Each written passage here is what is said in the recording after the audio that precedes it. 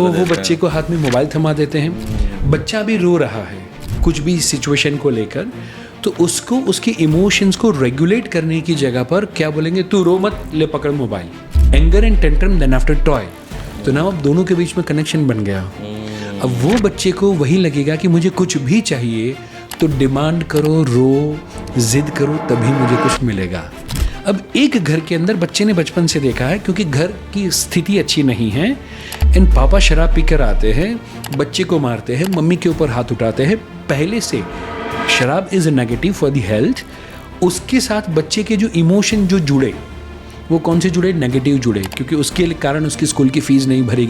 तो नाउ शराब is negative, उसके साथ इमोशन जुड़े इज़ नेगेटिव, तो बच्चे का बिहेवियर क्या बनेगा, माइनस माइनस प्लस। अब वो बच्चा कभी भी वो बैड हैबिट को अपने जीवन में नहीं लाएगा, but at the very same time second पापा। सो नाउ अभी बच्चा ये बोलता है कि मैं बड़ा हो चुका हूँ। दुख की बात है कि बच्चा बड़ा हो गया, बट अभी इनका पेरेंटिंग बड़ा नहीं हुआ है। बचपन से आपने ही उसको महंगी स्कूल में डाला, आपने उसको वो एनवायरनमेंट दिया, हर महीने 2 बार आप उसको मॉल में लेके गए, वो ब्रांड आपने उसको दिखाया। अब तो बच्चा वो डिमांड करेगा।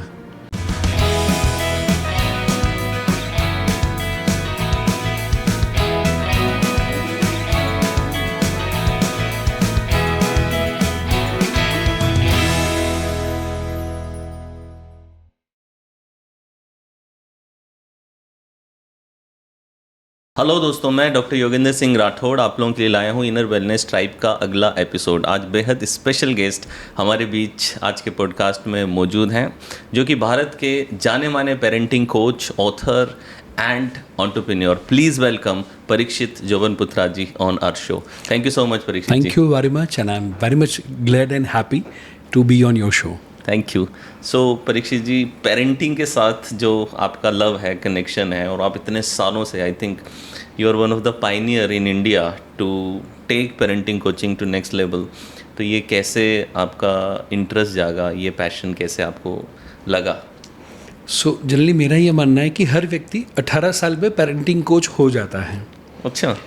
हर बच्चा 18-20 साल तक वो सोच के रखता है कि मैं जब मेरा बच्चा आएगा तो ऐसा करूँगा और ऐसा नहीं करूँगा। हर बच्चे ने अपने मम्मी पापा ने जब डांटा हो, चीखे हो, चिल्लाए हो, कुछ भी किया हो, तो उस समय पे वो सोच आ जाती है। बट ज़्यादातर वो चीज़ को मॉड्यूल में कन्वर्ट करना, बुक में कन्वर्ट करना, वो ज़्यादातर लोग नहीं करते। सो वो थॉट प्रोसेस अपने तक रहती है कि मैं मेरे बच्चे को क्या देना चाहता हूँ। So number 1 was that. Number 2, मेरा जो पेरेंटिंग हुआ था that was extremely positive parenting. Okay. So दो फाइनेंशियल सिचुएशन उतनी अच्छी नहीं थी घर की, एंड इसीलिए मैं एज अ मैकेनिक के तौर पे मेरे काम की शुरुआत हुई थी standard 9th onwards, 9th, 10th, 11th, 12th। सो 700 रुपीज़ सैलरी हुआ करता था उस समय पे स्कूल की फ़ीस भरने के लिए। एंड मज़े की बात वो है कि तब मैंने विजन बोर्ड बनाया था। एंड जब अभी कहा जाता है लॉ ऑफ अट्रैक्शन, मैनिफेस्टेशन वगैरह, तो उस समय पे मेरे जो ट्यूशन के टीचर थे, क्योंकि फेल हुआ था तो लास्ट एग्ज़ाम से पहले मेरा जॉब को बंद करते हुए 1 महीना बोला पढ़ाई पे ध्यान दो, ट्यूशन करो। एंड मैम ने बोला था कि आपको विजन बोर्ड बनाना है, बड़े से बड़ा गोल लिखो, बड़े से बड़ा ड्रीम लिखो। राइट। एंड टीन एज में हो तो वो मर्सिडीज़ और वो सब तो अब भाई वो जायज़ आ ही जाएगा। एंड जब वो सारी चीज़ें लिखी, पापा वगैरह के साथ जब शेयर करी, तो पापा ने डांटा नहीं, पापा ने चीखे नहीं, पापा ने चिल्लाया नहीं, पापा ने बोला नहीं कि भाई तू तो 3 सब्जेक्ट में फेल होने वाला बच्चा है, तू यहाँ पर मर्सिडीज़ की कैसे बात करता है। एंड इंस्टेड पापा कामा का जो शोरूम, पूरे गुजरात में एक ही शोरूम हुआ करता था, वहाँ पर गए। एंड वहाँ पर जाने के बाद वो मर्सिडीज़ का जो काइंड ऑफ ब्रोशर वगैरह होता है वो लेकर आए। एंड कहा कि मैं वहाँ पर कह कर आया हूँ कि एक दिन मैं और मेरा बेटा गाड़ी लेने आएंगे। अच्छा। एंड वैसा करके ब्रोशर मेरे हाथ में थमाया। एंड वहाँ से मेरी पर्टिकुलर पॉजिटिव पेरेंटिंग थी वैसी। ऐसे सिचुएशन के अंदर भी, रोड साइड छोटा सा घर था, वहाँ पर भी पापा ने बोला कि हम सोचेंगे तो वो आ सकती है। वाओ। एंड टीचर ने जो मुझे 4 चीज़ें बताई थी, 4D।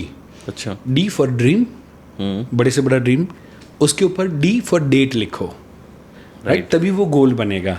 राइट। देन आफ्टर आता है D फॉर डिक्लेयर। तो अब आपको क्या करना है, उसका विजन बोर्ड बनाना है एंड फ्रेंड्स, रिलेटिव सबको आपको कहना शुरू करना है। एंड वो विजन बोर्ड बना, मैंने दोस्तों को सबको कहना शुरू किया।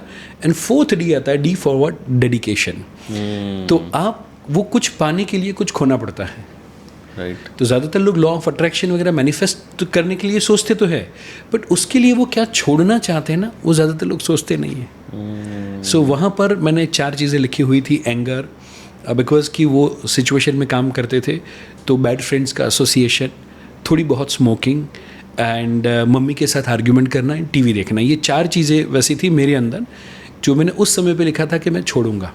Okay, right. एंड जब पापा को या समथिंग पता चला कि कभी कभी काइंड ऑफ स्मोकिंग वगैरह चलता है, तो उन्होंने बस वही कहा कि बेटा आपने सच बोला एंड आप छोड़ रहे हो, आपके लिए अच्छा है। राइट। बड़े से बड़ा गोल था, तो उन्होंने कभी नहीं कहा कि ये नहीं हो सकता। सारे फ्रेंड्स एंड रिलेटिव्स ये बोलते थे कि भाई लाइक पूरे खानदान में किसी का गाड़ी देखा है। एंड तब मैं एक ही चीज़ कहता था कि पूरे खानदान में तो गाड़ी नहीं देखा, बट पूरा खानदान अपनी गाड़ी पहले देखेगा। Lovely. And somehow because of that positive parenting, मैं 20 साल पे मैंने कोचिंग का शुरुआत किया, स्टूडेंट कोचिंग जी। एंड 2 साल काम करने के बाद मुझे रियलाइज़ हुआ कि ये तो मैं जेरॉक्स कॉपी पे काम कर रहा हूँ। मुझे यदि एक्चुअल में ट्रांसफॉर्मेशन लाना है बच्चों के अंदर, तो मुझे बच्चों पे नहीं, उनकी जो ओरिजिनल कॉपी माने जो पेरेंट्स है वहाँ पर काम करना पड़ेगा। Right, so right. एंड फिर मैं 22 साल की एज पे फिर से पापा के पास गया था जी। एंड पापा को बोला कि पापा मैंने करियर डिसाइड किया है। पापा बोले क्या? And I said mummy papa को सुधारना है। एंड क्या रिएक्शन था उनका? उनका यही था कि बेटा आपका इंटेंशन क्या है।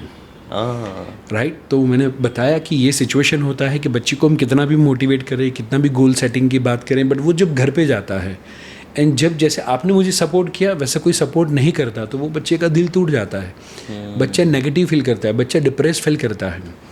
एंड मैं ये चाहता हूँ कि वहाँ पर मैं चेंज लाऊँ। तो पापा ने बड़ी प्यारी सी बात कही कि बेटा यदि तेरा इरादा नेक होगा तो ऊपर वाला साथ देगा। So true.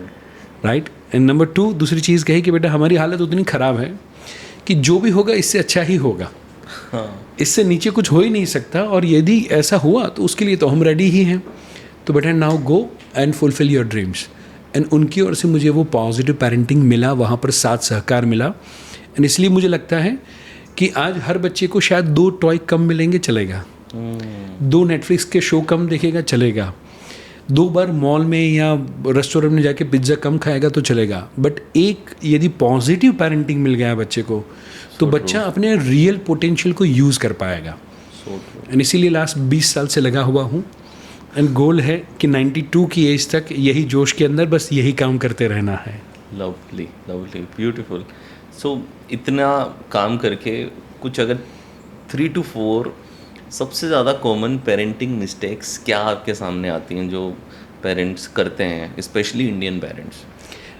सबसे पहला तो कंपैरिजन कि दूसरे बच्चे ने शर्मा और वर्मा के बेटे ये कर रहे हैं तो आप भी ये करो, वो करो, वगैरह वगैरह। नंबर 2 उनकी जो फाइनेंशियल एबिलिटी या कैपेसिटी होती है उससे महंगी स्कूल में बच्चे को डाल देना।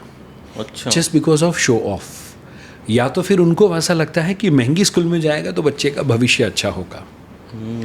सो ये दूसरी चीज़ है। तीसरी चीज़ मोबाइल का खुद देना एज अ बेबी सीटर के तौर पे।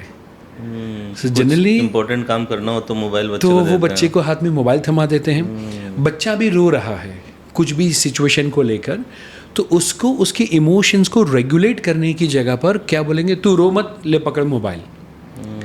तो वहाँ पर भी बच्चे को वो सिखाया नहीं जाता कि मेरी लाइफ में जब ऐसी कोई विपरीत परिस्थिति आएगी तो मेरे इमोशंस को मैं कैसे कंट्रोल करूँ, इंस्टेड उस समय पे मोबाइल पे मैं चला जाऊँ। सो आई थिंक मुझे लगता है और तो ढेर सारी हो सकती है, बट ये 3 मुझे लगता है सबसे मेजर चीज़ है। तो how one can deal with it? क्योंकि कंपैरिजन तो कई बार अपने घर के भी बाकी बच्चों से भी कर दिया जाता है, सिर्फ बाहर के नहीं, सिबलिंग्स में भी मैंने देखा है कि बहुत लोग कंपेयर करते हैं। तो how to deal with that? So सबसे पहला कि वो जो बच्चा है समहाउ बोलना चाहता है बट बोल नहीं पाता। एंड बच्चा मम्मी पापा को कहता है कि पापा पापा आपने मुझे डांटा कि मेरे 52 आए एंड गौरांग के 92 आए। एंड आपने मुझे कहा कि जाओ सीखो गौरांग के पास से कि 92 कैसे आते हैं, राइट।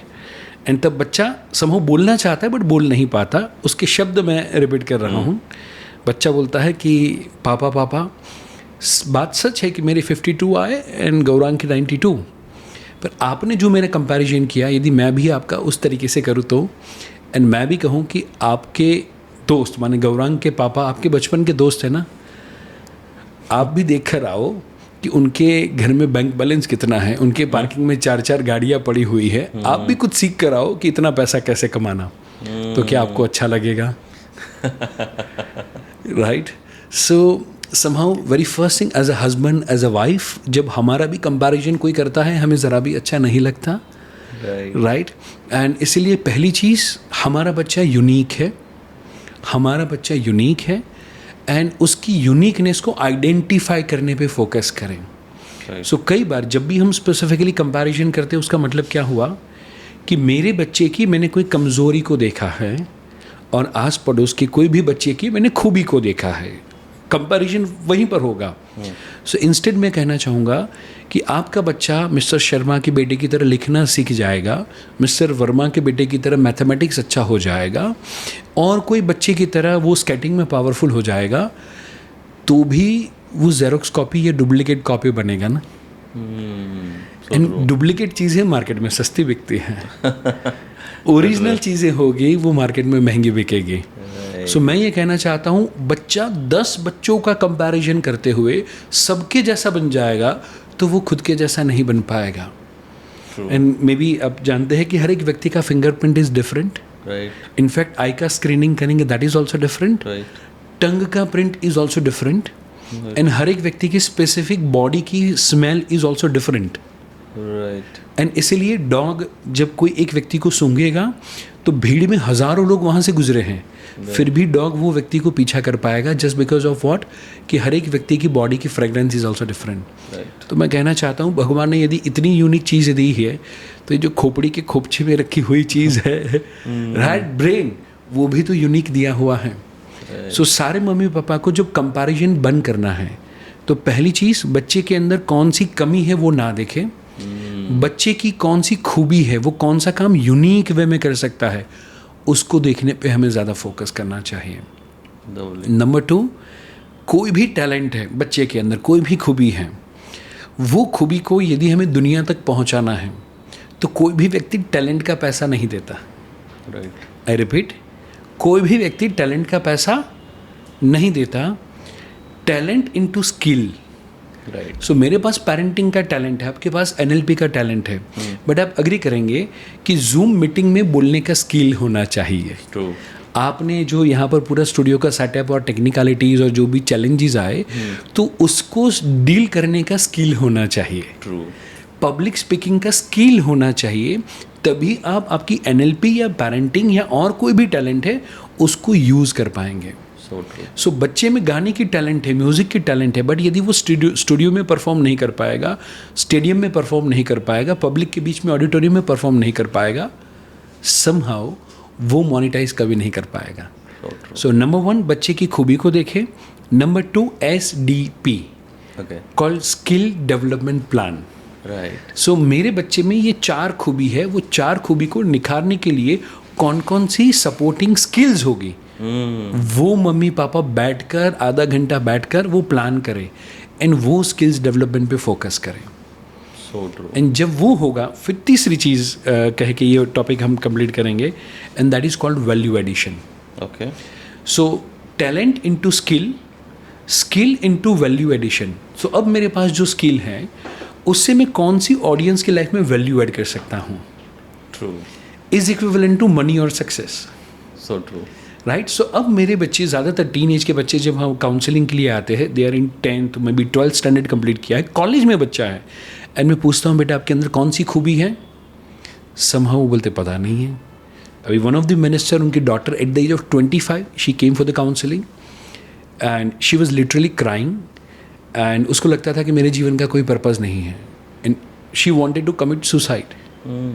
अब उसके पास पैसे, नेम, फेम, मनी, जिसके लिए मुझे आपको शायद दौड़ना पड़ रहा है, उसको तो वो कुछ ज़रूरत ही नहीं है, राइट? यूएस में पढ़ रही है, सारी फैसिलिटीज़ है, बट फिर भी वैसा फील हो रहा है बिकॉज उसकी जो टैलेंट है वो देखे नहीं गई, स्किल है वो नर्चर नहीं करी गई, एंड इसीलिए एक फेज़ आता है लाइफ में कॉल्ड आइडेंटिटी क्राइसिस। तो वहाँ पर वो आइडेंटिटी क्राइसिस वाले फेज़ में थी, एंड इसलिए अब ना उसको कैसे वैल्यू ऐड करना वो पता ही नहीं है।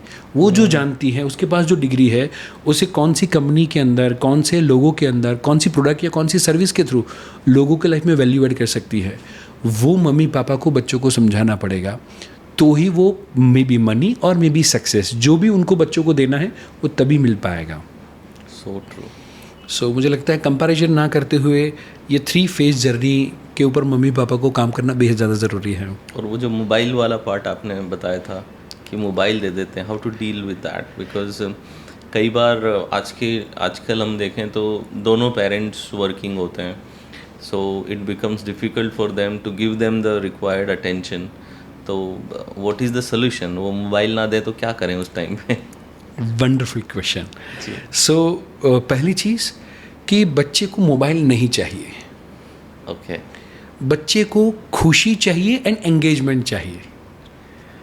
बच्चा उस समय पे एंगेज होना चाहता है, बच्चा खुश होना चाहता है, that is the primary requirement of the child. अब वो छोटा बच्चा है, उसको यदि हमने बेलन और कटोरी भी दे दिया तो टिंग टिंग आवाज़ करते हुए भी he is more than happy और she is more than happy. बच्चे को मोर देन टॉय, वो जो बॉक्स, जो पार्सल घर पे आया उसका जो बॉक्स है वो भी दे दिया, तो बच्चा वहाँ पर क्रिएटिव इमेजिनेशन से कुछ ना कुछ काटेगा, खोलेगा, कुछ गाड़ी बनाएगा, कुछ पंछी बनाएगा, कुछ भी करते हुए उसके साथ 1.5 घंटा 2 घंटा खेल पाएगा। सो हमें पहली चीज़ करनी चाहिए, मदर एंड फादर को पहला हम एक स्क्रीन का रूल बनाएं। Rule is 4/2/1। Okay. 4 is what? 4 hours बच्चा जब स्टडी करता है या लर्निंग करता है या होमवर्क करता है या राइटिंग करता है या कुछ भी काम करता है for a learning purpose, then after आता है 2 and 2S for what? Sports. Okay. So 4 घंटा स्टडी हुआ, 2 घंटा sports, indoor and outdoor activity हुआ, उसके बाद में S आना चाहिए। S for what? Screen. Right. So बच्चे के लिए, जैसे हमारे घर पे अध्याय, मेरा बेटा 7 साल का है, 12:30 से पहले टीवी और स्क्रीन इज़ नॉट अलाउड। अच्छा। सो अभी जब जैसे अध्याय उठेगा, मैं और वो थोड़ी धमाल मस्ती करेंगे, फिर वो सुपरमैन बनेगा तो मैं उठाऊंगा उसको, घर में लेफ्ट जाओ राइट जाओ ऐसे करके पूरा घर घुमाएगा, फिर नाश्ते के टेबल पे आएगा एंड फिर नाश्ता हम करेंगे। उसको पता है कि अब मैं टीवी रूम में नहीं जा सकता, वो सीधा जाएगा टॉय रूम में, and before 12:30 we make sure कि वो अकेला 2 घंटा इंडोर अपने टॉय रूम में, मे बी लेगो या ब्लॉक या कुछ ना कुछ, वो वहाँ पर अकेला खुद के साथ टाइम बिताए। एंड वो जब उसने 2 घंटा किया हुआ है, उसके बाद में 12:30 to 1:30 और लेट बाय लेट 2 या 2:30 तक, यदि उसके कोई फ्रेंड्स वगैरह नहीं हैं तो वहाँ पर वो टीवी देख सकता है। 2:30 के बाद में now it is not allowed. So 2:30 to maybe 7:30 और 8:30 तक या तो खेलना है, या तो ट्यूशन या कोई एक्टिविटी हो, स्विमिंग हो या टेनिस हो या स्केटिंग, वो ही कुछ सारी एक्टिविटी में आपको एंगेज रहना है। शाम के समय पे आप 1 आवर तक देख सकते हो। तो नाउ हम as a mother father, not necessary कि हम मोबाइल नहीं देंगे तो बच्चे एंटरटेन नहीं होंगे। इनफैक्ट मोबाइल देने से बच्चे ज़्यादा एग्रेसिव हो जाएंगे, ज़्यादा स्ट्रेस में आ जाएंगे, उनका ब्रेन का जो डेवलपमेंट है वो रुक जाएगा। बिकॉज छोटे बच्चे को, जैसे मैं और आप कुछ काम करें तो with the flat face we can stay for 1 hour 2 hour 3 hour, but बच्चे को सामने रिस्पॉन्स चाहिए। राइट। 2 एडल्ट है, अपने अपने काम में लगे हुए हैं, एक दूसरे से बात नहीं करेंगे, अपने काम में एंगेज रहते हुए 2 घंटा काम कर सकते हैं, बट बच्चा वैसा कभी नहीं कर सकता, बिकॉज बच्चे को अटेंशन चाहिए। एंड वो बच्चे को मे बी जब वो स्क्रीन देख रहा है तो 1.5 घंटा 2 घंटे से सामने से कोई रिएक्ट नहीं कर रहा है, इसीलिए बच्चा भी फ्लैट फेस, माने without any reaction, without any emotion वो हो रहा है। एंड इसीलिए मे बी ढेर सारे केसेस हमारे पास आते हैं कि वो बच्चे को मे बी मोबाइल दिया, उसके बाद में PS4 वगैरह सब गेम ला के दिया, नाउ बच्चा 10th स्टैंडर्ड में है एंड रात के 2-2 3-3 4-4 बजे तक वो खेल रहा है, एंड नाउ अब जो दिन मम्मा ने उसके पास से वो लिया, मम्मा के ऊपर हाथ उठाया, पापा आउट ऑफ स्टेशन थे, वो इमीडिएटली घर पे आए, पापा ने उसको डांटा तो बच्चे ने पापा के ऊपर हाथ उठाया, लिटरली उतना कि दो दुश्मन एक दूसरे को मारे वैसा। And that night mummy papa घर पे रह नहीं पाए, अपने दोस्त के घर पे जाके सोए। अब now in this situation you can imagine कि ना ही पुलिस केस कर सकते हैं खुद के बच्चे के ऊपर एज ए इमोशन के तौर पे, एंड ना ही वो बच्चे के साथ में रह सकते हैं। सो वो सिचुएशन माने मैं कहूँ खरपतवार जब उगता है, वीड जब उगता है, तो माली को क्या करना चाहिए, वीड जब छोटा हो तभी काट लेना चाहिए, अदरवाइज वो जो प्लांट है ना उसको खा जाएगा, प्लांट के सारे न्यूट्रिशन से उसको खा जाएगा। एंड इसलिए मोबाइल और मे बी स्क्रीन उसको हमें बाद में देना है, नॉट बिफोर। एंड उसके लिए हमें घर में नियम बनाना है, बच्चा कोई भी टॉय से, लेगो से, चेस, सुडोकू, स्क्रम्बल, कुछ ना कुछ वो खेले, बट उसको हम पर्टिकुलरली वही करने देंगे। इन बिटवीन हमें डिस्टर्ब करे तो क्या करना चाहिए, हम काम करें, इन बिटवीन बच्चा आ गया तो उस समय पे बच्चे को ऐसा मत बोलो कि मैं बिजी हूँ, राइट ऐसा होगा तो बच्चे को नहीं बोलना है मैं बिजी हूँ। बच्चा मेरे पास है, जैसे मेरा भी कोई नेशनल टीवी पर इंटरव्यू चल रहा है एंड अध्याय सपोज ऑफिस में आया तो वो आके मेरी कैबिन में आके पहले मेरी गोदी में बैठेगा एंड अभी ऑन कैमरा लाइव हूँ तो मैं बोलूँगा बेटा कम, एंड वो आएगा मेरी गोदी में बैठेगा, 1 मिनट 2 मिनट में सहलाऊंगा and now he will realize कि मैं इंपॉर्टेंट काम के अंदर हूँ, तो वो सबको बाय बाय करके चला जाएगा। राइट। सो वो बच्चे को खाली 1 मिनट का अटेंशन चाहिए, उसको लगना चाहिए कि वो आपके जीवन में सबसे महत्वपूर्ण है, तो वो बच्चा कभी डिस्टर्ब नहीं करेगा। So true, beautiful. सो बच्चों में जो टेंट्रम होते हैं स्पेशली जो सोशल सिचुएशन में कई बार ज़्यादा करते हैं कि जब लोग हैं बाहर है, तो उस समय जो सोशल सिचुएशंस हैं उनमें उन टेंट्रम्स को कैसे डील किया जा सकता है कि आप ज़्यादा डांट भी नहीं पा रहे हो, how to deal with that? Right. So कहना चाहूँगा बच्चों हमें साइकोलॉजी समझनी पड़ेगी, बच्चे हमारी साइकोलॉजी भली बात ही जानते हैं। ट्रू, राइट, बहुत अच्छे से उनको पता है कि कब मम्मी और पापा से मैं काम निकलवा सकता हूँ और किससे काम निकलवा सकता हूँ। उनको कोई क्लास अटेंड करने की ज़रूरत नहीं है, सो वो एडवांस वर्जन है। राइट। सो यहाँ पर पहली चीज़ जो मैं कहना चाहूँगा कि जब भी बच्चा का कोई भी बिहेवियर उसको अटेंशन मिला तो वो बिहेवियर रिपीट होगा ही होगा। सो फॉर एन एग्जाम्पल, बच्चा जब मम्मी पापा अकेले होंगे तो उतनी ज़िद नहीं करेगा, बट जब मेहमान आएंगे तो मोबाइल के लिए, चॉकलेट के लिए, आइसक्रीम के लिए, या फिर हम मॉल में हैं तब वो बच्चा टेंट्रम थ्रो करेगा ही करेगा। एंड उस समय पे हमें 2 चीज़ें ध्यान में रखनी है। वेरी फर्स्ट थिंग कि जैसे बच्चा है तो बच्चे को बजटिंग सिखाना पड़ेगा, स्पेसिफिकली जब मॉल वगैरह में लेके गए तब। एंड वहाँ पर जैसे बच्चा भी मॉल पे सीधा लेट गया, पैर पछाड़ रहा है, रो रहा है, एंड हो क्या रहा है, आजू बाजू वाले लोग जैसे हमको दिखते हैं हम आतंकवादी हों, right, and mummy papa embarrass feel करते हैं, सोचते हुए कि यार ये लोग मेरे बारे में क्या सोचेंगे। पर मैं कहना चाहता हूँ उनके भी बच्चे का वही हाल है। तो very first thing, feel the confidence, and आप ये सोचिए कि ये बच्चे की रिस्पॉन्सिबिलिटी मेरी है। यदि अभी वो जो टेंट्रम थ्रो कर रहा है, अभी वो जिद कर रहा है, अभी वो जब रो रहा है, अभी वो जब ऊंची आवाज़ में बात कर रहा है, उस समय पे ही मैंने यदि उसकी डिमांड को पूरा कर दिया तो नाउ जैसे NLP के अंदर भी न्यूरो उसका कनेक्शन क्या बना, एंगर और tantrum and then after chocolate, anger and tantrum then after ice cream, anger and tantrum then after toy. तो ना अब दोनों के बीच में कनेक्शन बन गया। अब वो बच्चे को वही लगेगा कि मुझे कुछ भी चाहिए तो डिमांड करो, रो, जिद करो, तभी मुझे कुछ मिलेगा। राइट। एंड इसीलिए हमें जो चीज़ ध्यान में रखनी चाहिए कि जैसे मेरा बेटा जब छोटा था, वो जब भी ऐसी कुछ बात करे ऊंची आवाज़ में या समथिंग, तो मैं खाली सुना, फिर मैं कहूँगा कि बेटा आप जब ऐसे ऊंची आवाज़ में बात करते हो पापा को कुछ समझ में नहीं आता। नाइस। राइट, तो आप प्यार से कह सकते हो। तो फिर भी वो ऊंची आवाज़ में बच्चा बात करेगा, बिकॉज उस समय पे उसके इमोशंस आर वेरी हाई। तो मैं कहूँगा 1 मिनट मेरे पास आओ बेटा, राइट, एंड मैं गोदी में बिठाया, उसके सर पे हाथ घुमाया, फिर मैं एक चीज़ कहूँगा क्या मालूम है बेटा, आंखें साफ कर लो। बेटा आंखें साफ कर लो। सो वहाँ पर हमें बच्चे को सीधा रोकना नहीं है या वो गलत है वैसा कहना नहीं है, उसको डाइवर्ट करना है। तो नाउ उसका फोकस जो टॉय पे था, चॉकलेट पे था, वहाँ पर से मैंने कहाँ पर हटाया, बेटा आंखें साफ करो। आंखें साफ होगी, वेरी गुड बेटा, अब आप प्यार से कहो आप क्या कहना चाहते हो। अब नाउ यदि मैं सपोज वो दिलाना भी चाहता हूँ, कोई भी चीज़, छोटा सा टॉय ज़रूरत है उसकी, मैं दिलाना चाहता हूँ, तो उससे पहले उसको शांत करना है। नंबर 2, उसके बाद में सहलाया। नंबर 3, उसको बोलना है कि बेटा प्यार से बात करो, क्या कहना चाहते हो।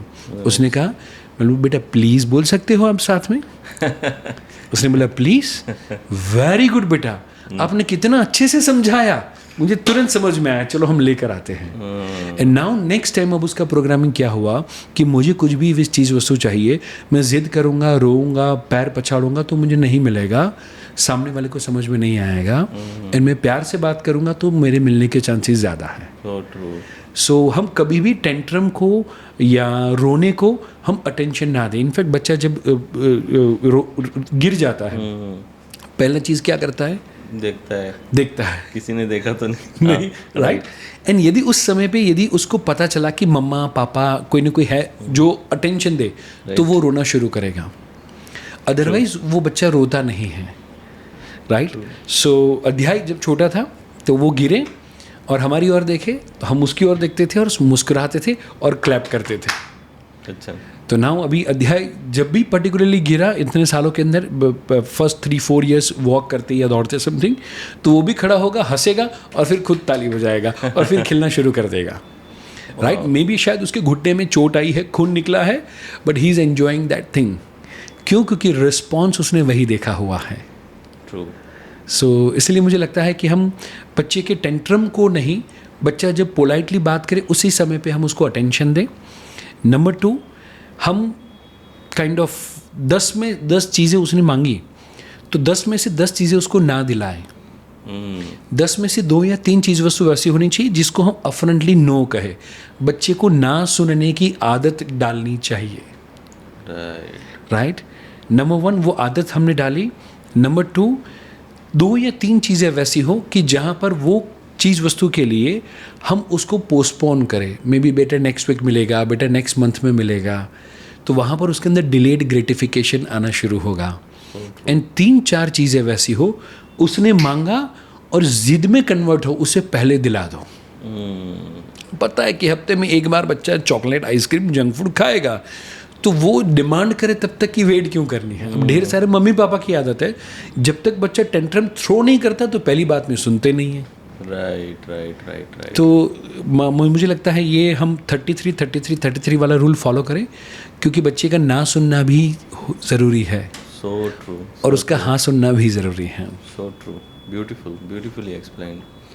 एंड पनिशमेंट का क्या सिस्टम होना चाहिए? बिकॉज कुछ पेरेंट ऊंची आवाज़ में डांट के पनिश करते हैं, कुछ पेरेंट्स होते हैं जो पिटाई कर देते हैं, Indian parents specially.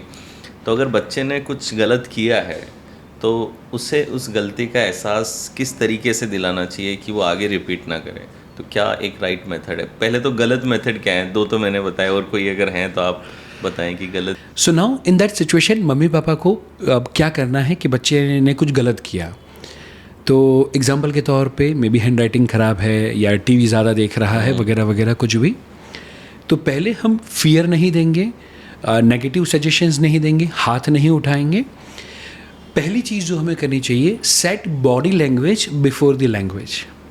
Okay, set body language before the language. So example के तौर पे अभी बच्चा जैसे टीवी ज़्यादा देख रहा है और उसको हम सीधा मना कर रहे हैं। अभी ना एक बॉटल के अंदर भी पानी भरना है, तो हमें सबसे पहला काम क्या करना पड़ेगा? पहले खोलना पड़ेगा उसे, ढक्कन खोलना पड़ेगा। तो नाउ अब मम्मी पापा एडवाइस डालना चाहते हैं, तो उसके दिमाग का ढक्कन खुला है कि नहीं? अभी उसके अंदर वीडियो गेम चल रहा है, अभी उसके अंदर दोस्त के साथ खेलना चल रहा है, उसके अंदर अभी टीवी चल रहा है, और वहीं पर आप आए एंड ज़रा सोचें चाइल्ड साइकोलॉजी के पॉइंट ऑफ व्यू से कि वो बच्चा ये हाइट पे है and mummy papa almost 3 times double और 3 times हाइट पे हैं। हम यहाँ पर बैठे हुए हैं और बाजू में खली आ जाए और ऊपर से आके ऐसे चिल्लाना शुरू करे, तो हमारे ऊपर क्या बीतेगी? राइट। एंड उस समय पे जब आप चिल्लाते हो तो you are double the height, and जब आप बच्चे के ऊपर चिल्लाते हो, बच्चा वो इंफॉर्मेशन को, बच्चा वो डांट को प्रोसेस ही नहीं कर पाता। वेरी फर्स्ट थिंग कि ढक्कन बंद है, उसके दिमाग में अभी टीवी का प्रोग्राम चल रहा था, डोरेमोन, छोटा भीम, कुछ ना कुछ चल रहा था। उतनी देर में मोटा भीम आया एंड कुछ एडवाइस दे रहा है एंड डबल दी हाइट है, एंड फिर भी चीख के चिल्ला के बात करे, तो नाउ बच्चा ये इंफॉर्मेशन को प्रोसेस नहीं कर पाएगा। एंड बिकॉज ऑफ दैट बच्चा रियलाइज करने की जगह पर रिएक्ट करेगा। वो बोलेगा कि अब अच्छा मम्मी पापा नहीं हो, फलाना ढिमका, या बच्चा मम्मी पापा से थोड़ा दूर होना चाहेगा। In that situation first rule is what, set body language before the language. So now बच्चा टीवी देख रहा है, वैसे भी 10 मिनट चीखने चिल्लाने में जाते हैं, इंस्टेड हम क्या करें, 10 मिनट बच्चे के बाजू में बैठ जाए, बाजू में बैठे, एंड उसके बाद में उसके हाथ को हमारे हाथ में लेकर खाली सहलाते रहे। राइट। सो नाउ उसका 100% फोकस था, उसको मैंने 5% 10% डाइवर्ट किया। बोलूँ बेटा मेरी गोदी में सो जाओ, चलो सोते सोते थोड़ी देर देखते हैं। 5 मिनट उसने वैसे देखा, एंड अब मैं कहूँ कि बेटा एक्चुअली टीवी बंद करने का टाइम तो हमारा 2:30 बजे का था, अभी 2:35 हो चुकी है, 2:40 हो चुकी है, 10 मिनट एक्स्ट्रा हो चुकी है, तो क्यों ना हम अभी हमारा जो खेलने वाला प्रोग्राम था उसको अब हम कंटिन्यू करें। वैसा करते हुए आप खड़े हो जाओ, टीवी की स्विच बंद करो। बच्चे को अब नेक्स्ट क्या करना है, वेरी फर्स्ट थिंग आपने पहले बॉडी लैंग्वेज सेट किया, उसके बाजू में बैठ गए, इक्वल फील कराया, उसके दिमाग के ढक्कन को खोला, मैंने थोड़ा सा आपका स्पेस बनाया, उसके बाद में आपने इंफॉर्मेशन को दिया, एंड आपने टीवी बंद किया, और उसको बोला क्या तू इतना ज़्यादा टीवी देखता है, तू मेरी बात सुनता नहीं है, ये सारे नेगेटिव सजेशंस। इंस्टेड में कहूँ कि बेटा हमारा जो खेलने का प्रोग्राम था, या हमारा होमवर्क का प्रोग्राम था, या ट्यूशन या आपका स्पोर्ट्स का, चलो वो कंटिन्यू करते हैं। व्हाट इज़ नेक्स्ट, जब तक वो बच्चे को क्लियर नहीं है तो मेरे ऊपर, आपके ऊपर जिम्मेदारी है कि ये इसके बाद हम ये करेंगे, वो करेंगे, वो करेंगे। बच्चे के पास क्या जिम्मेदारी है, बच्चे को पता ही नहीं व्हाट इज़ नेक्स्ट, तो वो तो वही करता रहेगा जो काम में मज़ा आ रहा है। सो बॉडी लैंग्वेज, ढक्कन खोलना है, देन आफ्टर उसको गाइड करें व्हाट इज़ नेक्स्ट। ये 3 चीज़ हम करेंगे तो बच्चा सो रहा है। ज़्यादातर उठाने में भी मम्मी पापा को ढेर सारा पंगा होता है, पता है कि 15 मिनट चीखना चिल्लाना पड़ता है, तो हम क्या करें, 15 मिनट उसके बाजू में जाके, उसकी रजाई को ऊपर उठा के उसके बाजू में जाके सो जाए, जादू की जप्पी करे, उसके सर पे हाथ घुमाए, गुड मॉर्निंग, जय श्री कृष्ण, जय सिया राम, जो भी बोलते हैं वो उसका भगवान का नाम लेते रहे, उसको प्यार देते रहे। 10-15 मिनट के बाद आप रजाई हटाए और उसको बोले बेटा उठने का टाइम हो गया। गारंटी के साथ, क्योंकि वो बॉडी लैंग्वेज सेट हुआ है, दिमाग का ढक्कन खुल गया है, अब आप जब कहेंगे कि बेटा ट्यूशन के लिए जाना है, स्कूल के लिए जाना है, हमारा निकलना ज़रूरी है, चलो बेटा फटाफट तैयार हो जाओ, वो बच्चा इमीडिएटली बात मानेगा। एंड वो रिएक्ट नहीं करेगा, अब वो रियलाइज़ करेगा कि मम्मी पापा मेरे भले के लिए कह रहे हैं। ब्यूटीफुल। सो ये बहुत ज़्यादा इम्पॉर्टेंट है। Very nice.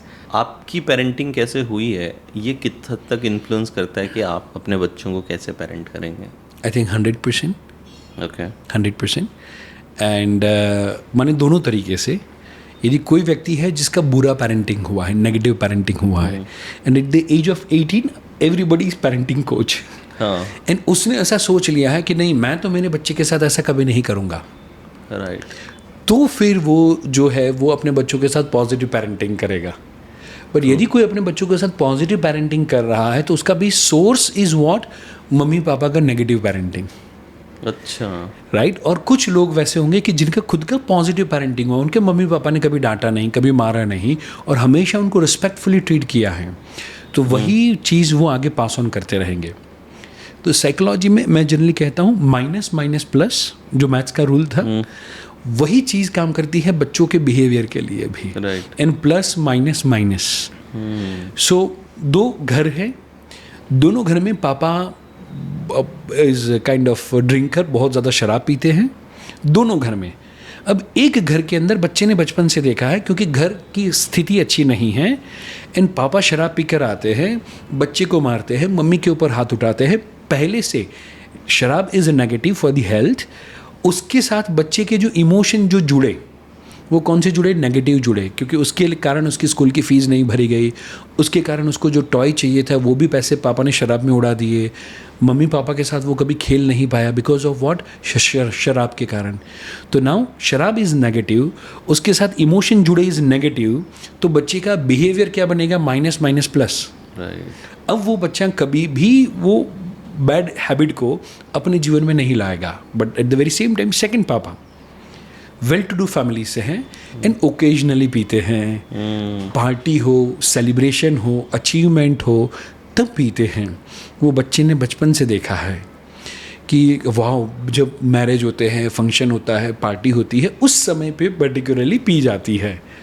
तो नाउ वो बच्चा जब 18 साल का होगा, उसके पीने के चांसेस माइनस हैं, प्लस इमोशन जुड़े, वो चीज़ वस्तु नेगेटिव है बट इमोशन पॉजिटिव जुड़े, तो माइनस प्लस माइनस, वो बैड हैबिट उसके अंदर 100% आएगी ही आएगी।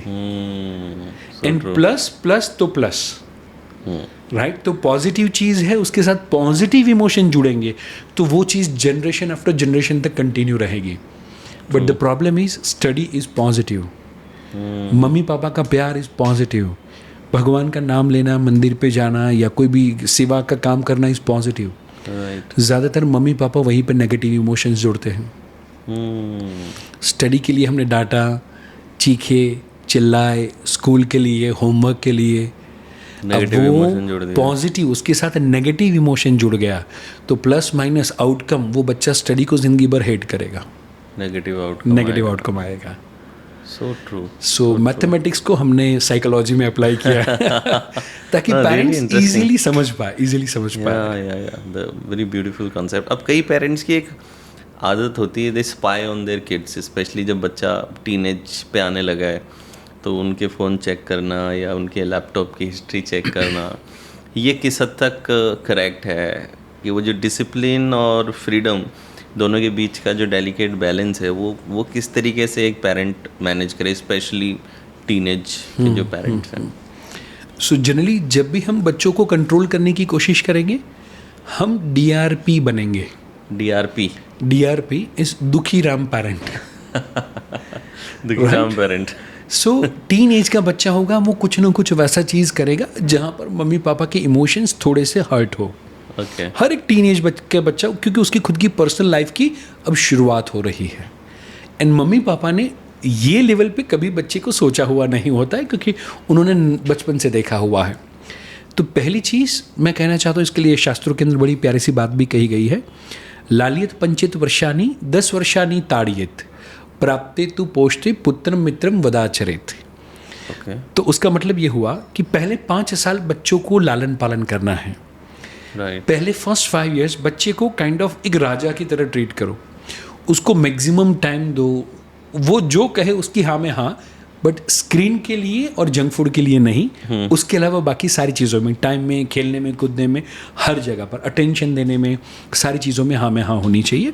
अब बच्चा जब 6 साल का हो तब से लेके 15 साल तक बच्चे को रूल्स एंड रेगुलेशंस बताने चाहिए। अब ज़्यादातर मम्मी पापा को स्पाई तभी करना पड़ता है 12-15 की एज के बाद, जिन्होंने 7 साल की एज के आसपास से, जब बच्चे का हेड डेवलप करना था, रूल्स एंड रेगुलेशंस बच्चे को सिखाने थे, वो जब बच्चे को ना सिखाए गए हों। मैक्सिमम मम्मी पापा क्या करते हैं, 6-7 साल का बच्चा हो जाए उसके बाद में ही सोचते फ्रेंड बनो। राइट, मैं कहता हूँ फ्रेंड नहीं, फ्रेंडली बनो। Friendly, yes, right. So friend is खभे पे खभा पे वो हाथ रख के जा सकते हैं, पर वो जो बच्चा है अभी आपके खभे पे हाथ नहीं रखना चाहिए। वो 16 साल के बाद का फेज है, राइट। जो फ्रेंड है वो दोनों आपस में बैठ के स्मोक कर सकते हैं, ड्रिंक कर सकते हैं, बट क्या मम्मी पापा को बच्चे के सामने करना चाहिए? Answer is absolutely no. So ये जो समय है वहाँ पर बच्चे को रूल्स एंड रेगुलेशंस के इतने बजे से पहले बेटा टीवी चालू करना इज़ नॉट अलाउड, ये आपका होमवर्क का टाइम है, ये उठने का टाइम है। सो 7 साल का बच्चा जब एज क्रॉस कर ले, मैंने 8 साल ऑनवर्ड से 7 बजे के बाद बच्चा कभी उठना नहीं चाहिए।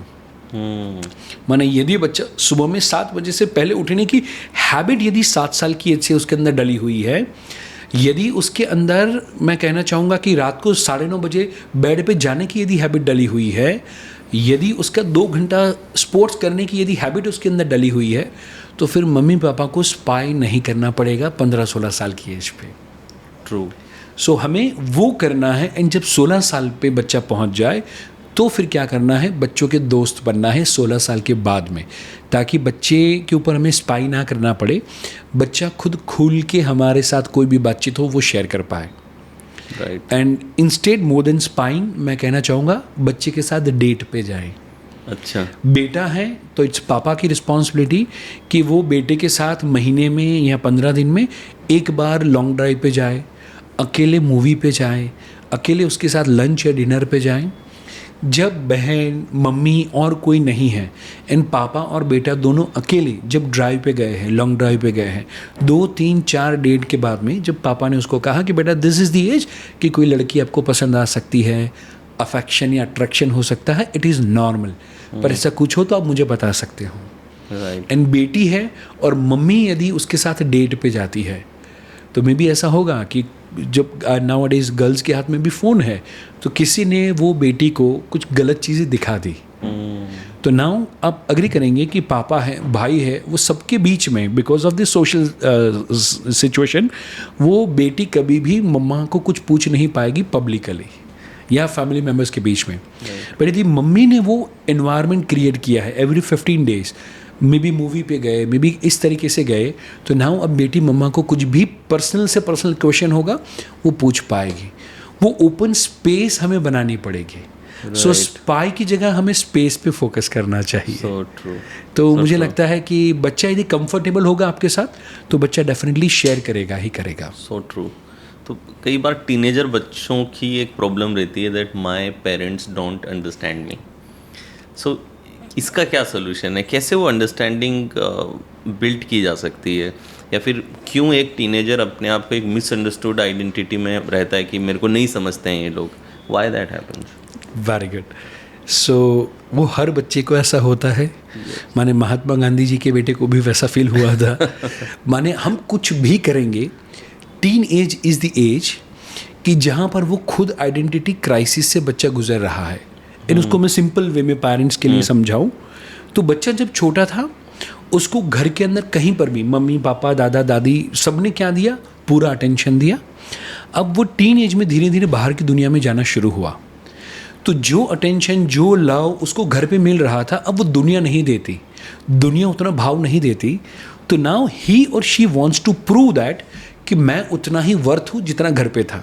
एंड इसीलिए वो बच्चा कुछ करना चाहता है जिसके कारण उसकी वाहवाही, उसको लव, उसको रिस्पेक्ट पूरी दुनिया में उतना मिले।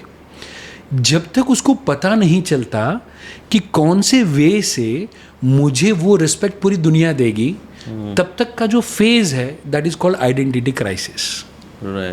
राइट। और वही एज में क्योंकि बच्चा खुद को नहीं समझ पा रहा, उसको लगता है कि मम्मी पापा भी पर्टिकुलरली मुझे नहीं समझते। सो ये सिचुएशन के अंदर पहली जो मम्मी पापा की जो चीज़ रहेगी, इस समय पे बच्चे को आपका प्यार नहीं चाहिए। इस समय पे बच्चे को आपका प्यार नहीं चाहिए। इस समय पे बच्चे को आपका अटेंशन नहीं चाहिए। मज़े की बात क्या है मालूम है, उस समय पे मम्मी जाएगी पप्पी करेगी, बच्चा पप्पी पोज देता है, बोले दूर रहो मुझसे दूर रहो। So true. अब बच्चे के दिमाग में और किसी की पप्पी चल रही है। आपकी नहीं चाहिए अभी से। So true. Right. So now अभी वो जो दिमाग है उसके अंदर उसको क्या चाहिए, more than love, more than attention, उसको चाहिए freedom and excitement. Okay. So teen age is the age कि जहाँ पर आप बच्चे को जितना अटेंशन देने की कोशिश करेंगे उतना वो बच्चा आपसे दूर जाएगा। विदाउट मांगे उसको यदि एडवाइस देने की कोशिश करेंगे, बेटा तेरे भले के लिए, तेरे भले के लिए, बोले मुझे मेरा भला नहीं चाहिए। एंड आप अग्री करेंगे कि यदि आज हम कोई भी बड़ा व्यक्ति होगा हमसे बड़ा, यदि किसी भी व्यक्ति को हम आप भी और मैं भी यदि इग्नोर करते हैं, अवॉइड करते हैं, तो वो वही व्यक्ति होगा जो बिना मांगे एडवाइस देता होगा। So true. Right. So now अभी बच्चा ये बोलता है कि मैं बड़ा हो चुका हूँ, मुझे वो लालू और गोलू और बोलू कह के मत बुलाओ।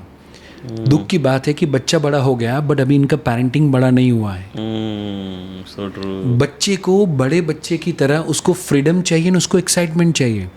सो नाउ अभी वो बच्चा कोई branded shirt, T shirt, jeans मांगे और मम्मी पापा किच करते हैं कि ये फलाना ढिमका। भी बचपन से आपने ही उसको महंगी स्कूल में डाला, आपने उसको वो एनवायरनमेंट दिया, हर महीने 2 बार आप उसको मॉल में लेके गए, वो ब्रांड आपने उसको दिखाया, अब तो बच्चा वो डिमांड करेगा।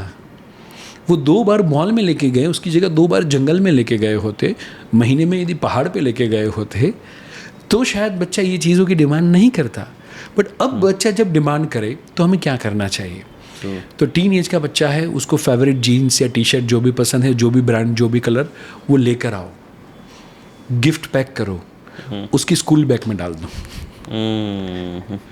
एंड बच्चा जब मैं भी ट्यूशन में गया, स्कूल में गया, बैग को खोला एंड जब देखा अरे अंदर तो गिफ्ट क्या है, एंड जब वो निकाले एंड पता चले कि मम्मी पापा ने कुछ रखा हुआ है एंड मम्मी पापा ने लिखा है कि बेटा we love you, we are proud of you.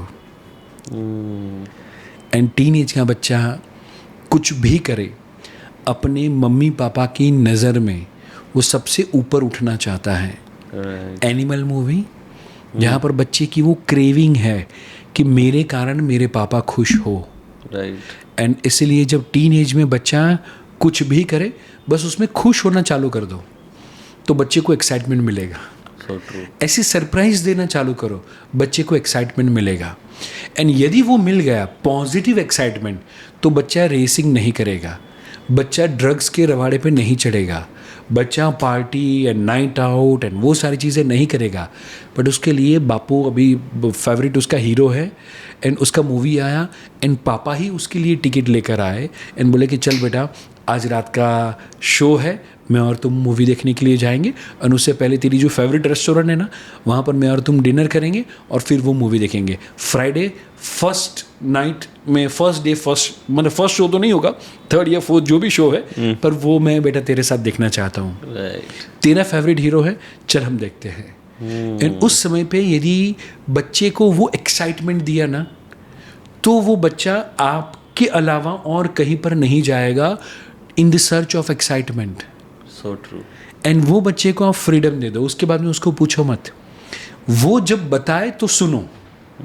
And you will see, कहा जाता है कि आम के पेड़ पर आम आता है, आम के पेड़ पर आम आता है, आम के पेड़ के लिए नहीं, दुनिया के लिए। राइट? सेम वे आपके घर पे ये जो बच्चा आया है, आपके लिए नहीं आया है स्पिरिचुअली, वो दुनिया के लिए आया है, दुनिया को बेहतर बनाने के लिए आया है। एंड जब मम्मी एंड पापा ये समय पे ये समझ ले कि ये बच्चा हमारे थ्रू आया है, बट हमारे साथ यदि रहेगा और पेड़ पे ही पक के खराब हो जाएगा, उससे अच्छा ये मार्केट में जाना चाहिए, सही और गलत चीज़ों का अनुभव करना चाहिए, बच्चे के फ्रेंड्स उसको गाली सिखाने चाहिए। एंड मैं तो बोलूँ बेटा नहीं, आज का समय वैसा है कि बेटी को भी बड़ी वाली आनी चाहिए। अच्छा, राइट? एंड जब मेरा बच्चा कहीं पे से कुछ बैड वर्ड सीख के आए, तो दुखी नहीं होना है, वो DRP फिर से हो गए। मैं कहता हूँ SRP हो जाओ, सुखी राम पेरेंट हो जाओ। राइट? एंड बच्चे ने थोड़े से वर्ड सीखे तो मम्मी पापा क्या बोलेंगे, खबरदार उसके साथ बोला तो। आपको भी पता है बच्चा चोरी छुप के बोलता है, बोलेगा ही बोलेगा। इंस्टेड यदि बच्चे को मम्मी पापा बोले कि वेरी गुड बेटा, ये चीज़ें आपको सीखने को मिल गई, very good, I am happy for you, I am happy for you, पर बेटा अब मैं आपको खाली बताऊँ इसका उपयोग कब करना है और कब नहीं करना है। राइट। तो बेटी भी आज वैसी होनी चाहिए कि उसको छेड़े तो सामने वाले की नानी याद कराए। वैसी पावरफुल बेटी आज की होनी चाहिए, और बेटा भी होना ज़रूरी है आज के समय में। एंड इसीलिए किसी दोस्त ने उसको बैड वर्ड सिखाए, डोंट यू थिंक हमें उसके लिए ग्रेटफुल होना चाहिए? Because as a father, as a mother, हम बच्चे को कभी नहीं सिखा सकते। तो किसी और ने सिखाया तो हम दुखी क्यों हों? राइट। हम खुश हो। कई पेरेंट्स तो ऐसे होते हैं जो खुद बोल रहे होते हैं लेकिन बच्चे को मना कर रहे होते हैं। मना कर रहे हैं। सही है, 100%। सो इंस्टेड हम बच्चे को जस्ट खाली वही करें कि बेटा आपको यहाँ पर यूज़ करना है, यहाँ पर यूज़ नहीं करना है। एंड यू विल सी कि बच्चा खुल के बोलेगा, खुल के आपके साथ अपनी जो आइडियाज़ है वो शेयर करेगा। एंड यदि खुद बोल रहे हैं तो पहले घर में बोलना बंद करना चाहिए। So true. एक last question before we move to rapid fire, career में कितना इन्वॉल्वमेंट पेरेंट्स का रहना चाहिए? Because many times Indian parents बच्चों पे बहुत इम्पोज करते हैं कि तुझे इस करियर में जाना चाहिए। So how do you take that? उसमें बच्चा क्या करे और पेरेंट्स को क्या करना चाहिए? Wonderful question. So I think बच्चा छोटा था तब से लेके बच्चे के करियर सिलेक्शन तक की पूरी पेरेंटिंग की जर्नी आपने कवर करी हुई है जी। सो मैं यहाँ पर कहना चाहता हूँ, बच्चों का जब करियर का हम प्लान कर रहे हैं तो there are 3 phase. Number 1 and that is career planning, number 2 career selection and number 3 career management. Okay. So career planning का फेज शुरू होता है जब बच्चा 10 साल का हो। 10 साल पे बच्चे के करियर प्लानिंग का फेज होता है। 16 से 18 is for career selection and जब वो सिलेक्ट हो जाए तो 18 या 20 तक, उसके बाद में 25 तक का जो टाइम है that is for career management. इसको थोड़ा और अगर आप एलोबरेट कर सकें। यस। सो यहाँ पर 2 सिचुएशन होती है। एक मम्मी पापा मैंने कहा वही तुझे करना है, दैट इज़ 100% रॉन्ग। एंड दूसरे मम्मी पापा जो बोलते हैं कि बेटा हमारी कोई भी इच्छा नहीं है, तुझे जो करना है वो कर, दैट इज़ ऑल्सो 100% रॉन्ग। माने ये एक्सट्रीम है और ये एक्सट्रीम है, दोनों एक्सट्रीम इज़ एक्सट्रीमली रॉन्ग। उसकी जगह मिड वे हमारा होना चाहिए। एंड क्योंकि हमारे पास काउंसलिंग के जब बच्चे आते हैं एंड मे बी शायद जान के हैरानी हो कि जो बच्चा 10th के अंदर 92 लेकर आया हो, 12th के अंदर 92-95 लेकर आया हो, इंदौर की one of the medical college के अंदर बच्चे को 2 करोड़ का डोनेशन भर के बच्चे को मेडिकल में एडमिशन करवाया हुआ हो, एंड वो बच्चा मेडिकल में जाने के बाद ड्रग्स के रवाड़े पे वो लग जाए, मे बी डिप्रेशन में चला जाए, वो बच्चा सुसाइडल अटेम्प्ट तक पहुंच जाए, वो बच्चा Instagram, public speaking, swimming, YouTube, music compose करना, उसके अलावा इतनी सारी स्किल कि हमें लगे कि यार हम कम टैलेंटेड है एज ए काउंसलर के तौर पे, इतनी सारी चीज़ों के अंदर वो बच्चा master, along with that science में इतना अच्छा स्कोर। एंड देन आफ्टर वो जब वहाँ पर काउंसलिंग हुआ, बातचीत हुआ, एंड फिर पता चला कि वहाँ पर बच्चे ने खुद डिसाइड किया था कि मैं यह करना चाहता हूँ। मम्मी पापा ने पैसे अरेंज करके दिए और बोला कि देख बेटा तेरे लिए कर रहे हैं, तेरे कहने पे कर रहे हैं। अब नाउ बच्चे के ऊपर उतना ज़्यादा प्रेशर था कि वहाँ पर जाने के बाद वो जो मेडिकल पूरा नहीं कर पा रहा था तो वो मम्मी पापा को खुल के बोल ही नहीं पाया। Right. So may be mummy papa ने फ्रीडम तो दे दिया, पैसे तो दे दिए, बट उसके कारण सिर्फ बच्चे के ऊपर प्रेशर आ जाता है। राइट। सो वहाँ पर भी वो प्रेशर आ ही जाता है along with the freedom. So instead mid way is what, and जिसके लिए हमारी गुजराती के अंदर एक पूरी कहावत भी है, बारी बुद्धि सोड़े शान वीसे वान तोज मड़े 25 परिणाम। अच्छा।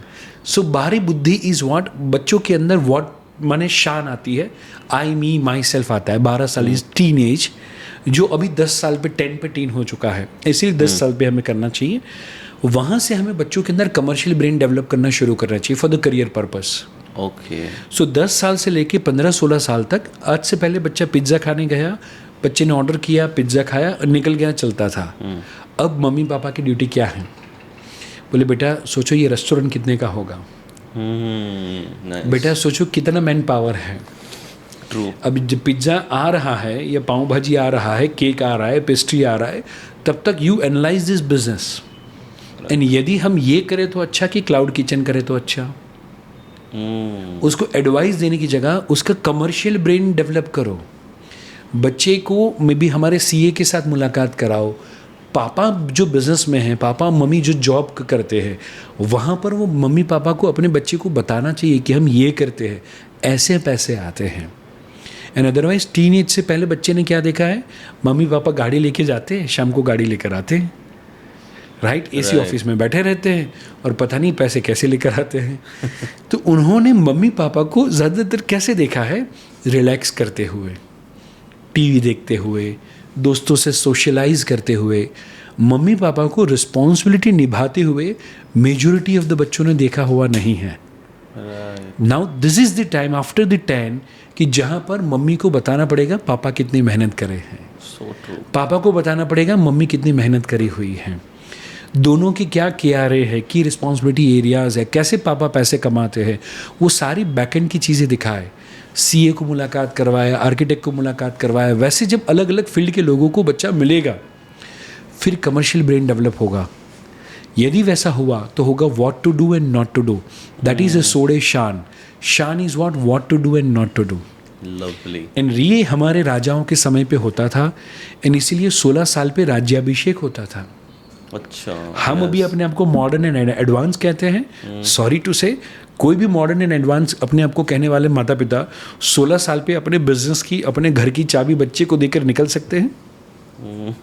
नहीं, राइट। मे बी शायद महीने के बाद कुछ ना मिले।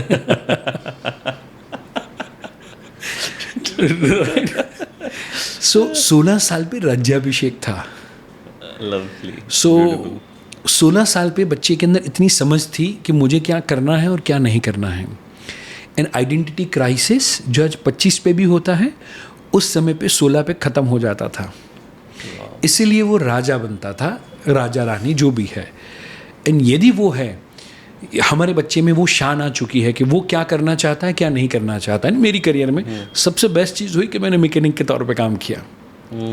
सो रोज़ 8 से 10 प्रोफेशनल लोगों को, एक स्पिरिचुअली इंक्लाइन बंदा भी आता था और एक पियक्कड़ बंदा भी आया है, एक नॉलेज वाला बंदा भी आया है और एक टाइम पास वाला स्मोक करने वाला बंदा भी आया है। ऐसे 8 से 10 लोगों के मिनी पॉडकास्ट शाम के समय पे हो जाते थे। राइट। तो सभी लोगों की लाइफ को ऑब्जर्व करने का मिला मौका। टीचर हो तो उनका एटीट्यूड क्या होता है, बिजनेसमैन हो उसका एटीट्यूड क्या होता है। तो आई एम सो लकी कि 9th से लेके 12th तक 4 साल मुझे वो बहुत होलसेल में मौका मिला। राइट। सो अब हमें मम्मी पापा ने यदि ऐसे 10, मैं बोलूँ हर 15 दिन में एक व्यक्ति को मुलाकात करवाए, अंकल आंटी फ्रेंड रिलेटिव वैसे मिलते तो है ही, बट उनके काम के बारे में बच्चे को बताए, तो 10 to 16 के बीच में बच्चे ने 100 प्रोफेशन का मिनिमम एनालिसिस किया होगा। So true. उनके साथ मीटिंग करी होगी, उनके साथ बातचीत करी होगी। एंड तब क्या होगा पता है? कहता हूँ बच्चे के दोस्त उसको पैसा खर्च करना सिखाए, उससे पहले कमाना सिखा दो। So true. राइट। एंड 16 साल पे बच्चे ने पैसा कैसे बनता है 100 लोगों को मिलके सीख चुका है। सही बात है। अब उसको what to do and not to do, माने क्या करना है क्या नहीं करना है। मैं IT का बंदा हूँ, मैं टेक्निकल बंदा हूँ, मैं एडिटिंग का विजुअल लर्नर हूँ, या मैं बोलने वाला बंदा हूँ, मैं प्रोडक्शन का बंदा हूँ, या मैं HR का बंदा हूँ। उसको अब क्लैरिटी आ चुकी है, शान आ चुकी है। एंड मज़े की बात है, राज्याभिषेक तो ठीक है, बट जितने भी जीनियस लोग हुए, इलॉन मस्क से लेके धीरूभाई अंबानी से लेके स्वामी विवेकानंद से लेके प्रमुख स्वामी महाराज से लेके, स्पिरिचुअली, सोशली, साइंटिफिकली और फाइनेंशियली, इन एनी स्ट्रीम जो भी बंदा जीनियस बना है, सभी लोगों ने या तो 15 पे या 16 पे काम की शुरुआत कर दी थी। So true. 1085 जीनियस लोगों की लाइफ का स्टडी किया था। एंड उसके बाद में ये वाला चैप्टर मैंने मेरी बुक के अंदर लिखा था। ये तब की बात है जब गूगल भी नहीं था, ChatGPT भी नहीं था। राइट। सो हर एक व्यक्ति की, साई कीरो होंडा से लेके जॉर्ज ईस्टमैन कोडेक कंपनी के मालिक से लेके हर एक व्यक्ति ने या तो 15 या तो 16 पे काम की शुरुआत कर दी है। तो शास्त्रों में जो बात बताई गई थी राजा के समय पे जो होती थी, आज के समय पे भी इट इज़ 100% एप्लीकेबल। राइट। और आपने भी I think network marketing and वो सारे काम की अर्ली एज पे अपने आई थिंक शुरुआत करी हुई थी। राइट। सो ज़रा सोचे वो समय पे उसके दोस्त बिगाड़े उससे पहले ही उसके अंदर कमर्शियल ब्रेन डेवलप हो चुका है। एंड यदि वो हुआ है तो we say one one is what, makeover, attitude, attire, desire, behaviour, thought process, attitude. वो आर्किटेक्ट बनना चाहता है तो उसको कोई बंदा 5 मिनट मिले ना तो ऐसा लगना चाहिए कि यार ये आर्किटेक्ट ही है, पूछना चाहिए मेरा नेक्स्ट प्रोजेक्ट करोगे। CA बनना चाहता है तो अभी तक वो 10-15 CA को मिल के CA उसकी नस नस में घूमना चाहिए। डिग्री फॉर्मेलिटी है, वो बाद में आएगी 22 पे, 24 पे, 25 पे, बट उसको मिले तो ऐसा लगना चाहिए यार ये आर्किटेक्ट है, ये CA है या ये रिपोर्टर है, ऐसा देख के ही ऐसा लगता है। एंड यदि वैसा हो गया उसके बाद में बच्चा कॉलेज पे जाएगा तो उसको smoking, drinking, drugs, party, night out, ये सारी चीज़ें हैं ना हल्की फुल्की लगेगी। वो चीज़ें कभी उसको किक दे ही नहीं पाएगी। उसको रियल किक मिलेगी उसके काम में, उसके सक्सेस में, प्रोफेशनल सक्सेस में। एंड जब उसको वहाँ पर किक मिलेगी तो मिलेगा 25 पे परिणाम। एंड जितने भी लोग हैं सभी लोग 25 तक सक्सेसफुल हो चुके थे।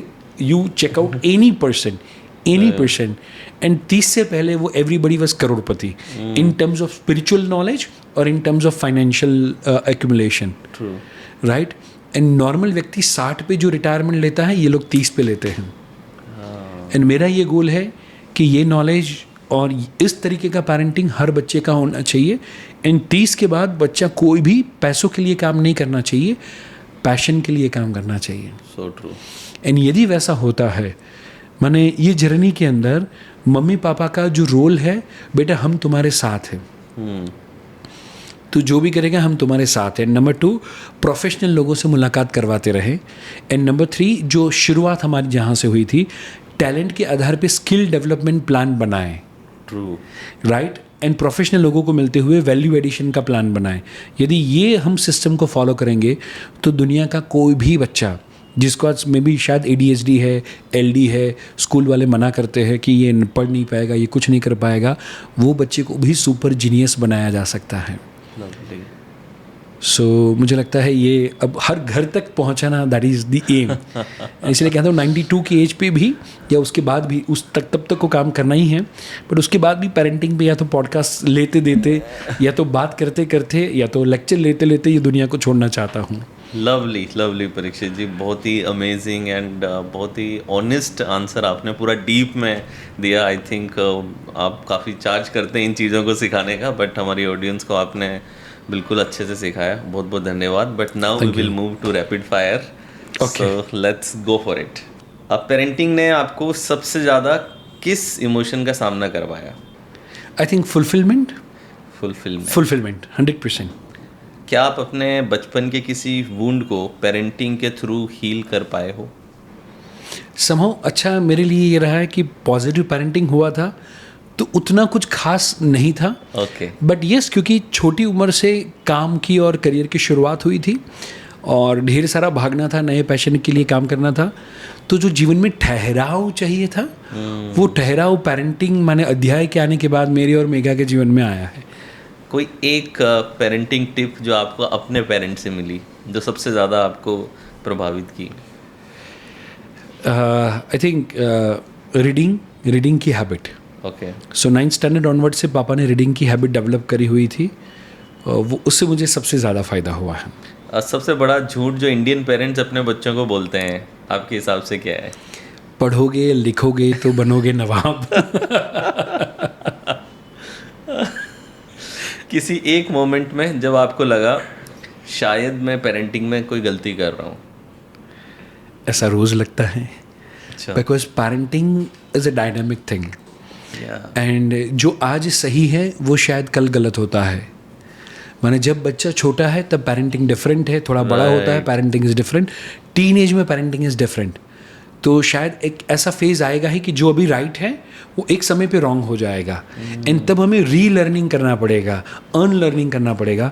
एंड जब मैं भी कहता हूँ कि मेरा बेटा भी जब टीन एज में पहुँचेगा तो मुझे भी और किसी काउंसलर के पास लेके जाना पड़ेगा, बिकॉज उसके लिए मैं पापा हूँ एंड पापा ही बने रहना चाहता हूँ। So every phase, may be every 2 year और 3 years ऑफ टाइम, वो फेज़ हर पापा के जीवन में या मम्मी के जीवन में आना ही चाहिए। आपका एक सीक्रेट पेरेंटिंग हैक जो हमेशा काम करता है? आई थिंक अध्याय के साथ धमाल मस्ती करना। एंड मैंने कुछ भी उसे काम करवाना है उससे पहले यदि मैंने 5 मिनट, क्योंकि he is a kinesthetic learner, so उसके साथ मैंने जब थोड़ा कुश्ती किया, धमाल मस्ती किया, या उसके साथ मैंने रेस लगाया घर के अंदर, उसके बाद में उसको कुछ भी कहूँगा तो वो करेगा ही करेगा। आज के ज़माने के बच्चों को सबसे ज़्यादा किस चीज़ की ज़रूरत है? दोनों एक दूसरे से जुड़े हुए हैं, पर मोर देन दैट मैं कहना चाहता हूँ मम्मी पापा के अटेंशन की ज़रूरत, because attention is the new currency, it is said. And mummy papa का अटेंशन मिलेगा तो बच्चा और कहीं पर अटेंशन ढूंढने नहीं जाएगा। एक कॉन्शियस पेरेंट की पहचान क्या होती है आपके हिसाब से? वो जब भी कोई भी स्टेप लेते हैं उससे पहले वो अपने आप को पूछते हैं, रोकते हैं एंड कहते हैं कि ये आउट ऑफ फियर में कह रहा हूँ या आउट ऑफ लव कह रहा हूँ। सो ट्रू। एक पेरेंटिंग मिथ जो आप चाहेंगे कि लोग डस्टबिन में फेंक दें? आई थिंक बच्चों के दोस्त बनो, बच्चों के दोस्त नहीं, बच्चों के कोच बनना ज़रूरी है। राइट। दोस्त तो ढेर सारे मिल जाएंगे, और आज जो दोस्त है वो कल ना भी हो, but we can not replace the parent, and इसलिए हम कोच बने। अगर पेरेंटिंग के लिए एक मंत्र होता तो आपका क्या मंत्र होता? जो भी मेरे पास है मेरे लिए खास है। राइट माने मेरे बच्चे के अंदर जो भी है वो बस ऊपर वाले ने मुझे ये दिया हुआ है, Wow. उसका मैं 100% स्वीकार करता हूँ। Lovely Parikshit ji, thank you so much for appearing on a show, and बहुत ही इंसाइटफुल और काफ़ी डीप बातें आपने पेरेंटिंग को लेकर के बिल्कुल दिल से बताई, सो बहुत बहुत धन्यवाद। Thank you very much, and आपके साथ बात करते हुए बहुत ही ज़्यादा अच्छा लग रहा है, एंड आपका नाम ही YSR है, तो वैसे ही लगता है कि यस सर, यस सर।